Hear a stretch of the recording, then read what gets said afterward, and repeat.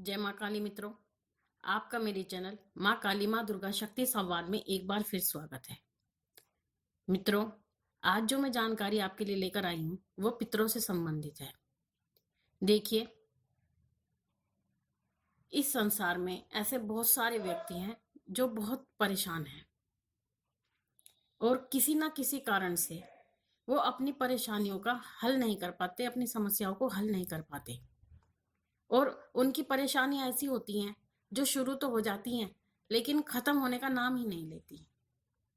जैसे घर में लड़ाई झगड़े होना, घर के काम ना बनना, व्यवसाय का तुरंत बंद हो जाना और बहुत सारी ऐसी समस्याएं जो उनके साथ होती हैं, लेकिन उन्हें उनका कोई समाधान दूर दूर तक दिखाई नहीं देता।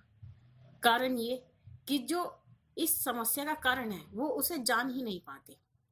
वो अपनी समस्याओं के समाधान के लिए इधर उधर घूमते हैं, किसी भक्त के पास जाते हैं, साधक के पास जाते हैं, तांत्रिक, ओझा, जितना भी वो प्रयास कर सकते हैं करते हैं, लेकिन उनको वहां जाने पर भी कोई आराम नहीं मिलता। तो इसका क्या कारण है? ये प्रश्न बहुत लोगों के मन में होगा।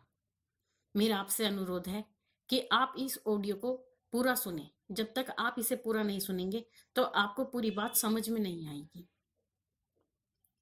देखिए, ये जो समस्याएं होती हैं तो इनमें बहुत सारी ऐसी समस्याएं होती हैं जो पितरों के कारण होती हैं। पितृ कौन होते हैं? उत पितृ कौन होते हैं? वो हमारे घर में क्या क्या परेशानियां खड़ी करते हैं, इससे संबंधित ही मैं आपको बताना चाहती हूँ। देखिए, पितृ हमारे वो होते हैं जो हमारे बड़े इस संसार से विदा ले चुके हैं, अर्थात मर चुके हैं। जैसे हमारे पिताजी, दादाजी, उनके दादाजी, उनके चाचा जी या चाची, जो भी हमारे घर परिवार के लोग हैं वो पितृ होते हैं और वो पितृलोक में निवास करते हैं। और अब आप ये पूछेंगे कि ऊत पितृ कौन होते हैं?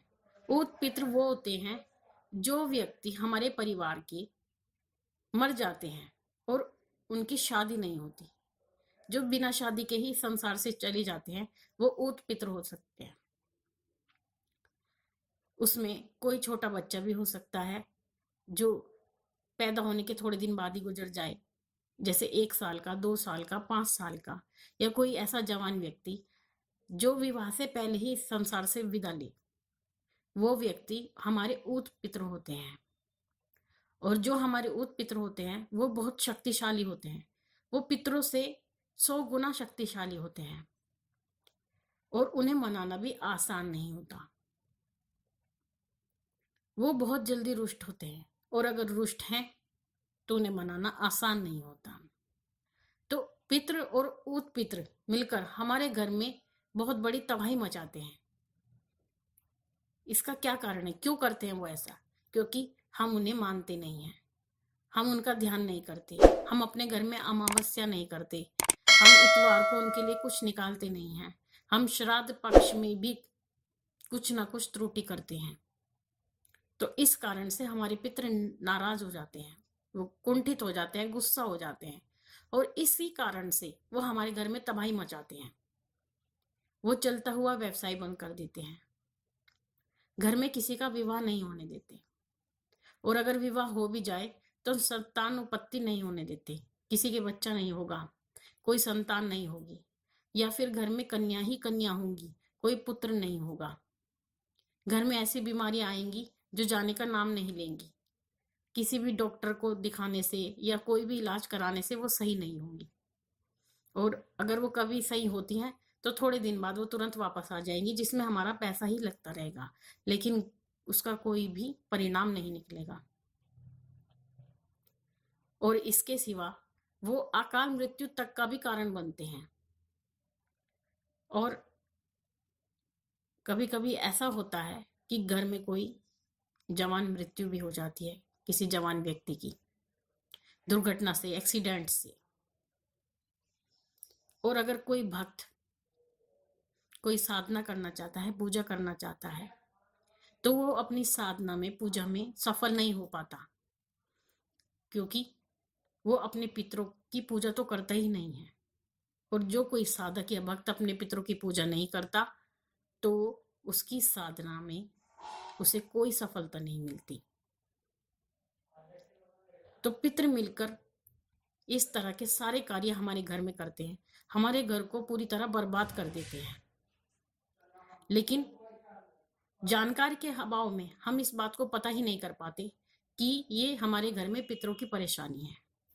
और आप कितनी चौकियों पर जाते हो या किसी भक्त के पास भी जाते हो या तांत्रिक के पास भी जाते हो, क्योंकि देखिए पितरों की बात ऐसी होती है कि हर कोई व्यक्ति ये नहीं बता सकता कि आपके घर में पितरों की समस्या है।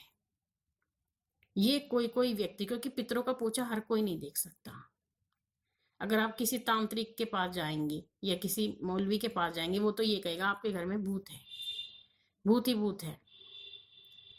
वो इस बात को पहचान नहीं पाएगा कि आपके घर में पितरों की समस्या है। तो ये कुछ ऐसी परेशानियां हैं जो पितर आपके घर में खड़ी करते हैं। तो पितरों को प्रसन्न करने के लिए मैंने एक वीडियो बनाई है, जिसका लिंक मैं आपको डिस्क्रिप्शन बॉक्स में दूंगी, कि पितरों को कैसे प्रसन्न करें। आप उस उपाय को करेंगे तो आप देखेंगे धीरे धीरे आपके घर में फर्क पड़ना शुरू होगा, आराम होगा। जो परेशानी आपके घर में चली आ रही है उससे आपको आराम मिलेगा। और मैं आने वाली वीडियो में आपको और ऐसे उपाय बताऊंगी जिसके द्वारा आप अपने पितरों को प्रसन्न कर सकें। इसलिए आप मुझसे जुड़े रहें और मेरे चैनल को सब्सक्राइब करें, लाइक करें, शेयर करें। मैं इसी प्रकार की जानकारी लेकर फिर आपसे मिलूंगी। तब तक के लिए माँ भगवती से यही प्रार्थना करती हूँ कि वो आपको सदा खुश रखे, आपके घर के भंडारे भरती रहे। फिर मिलती हूँ आपसे। जय महाकाली, जय महाकाल।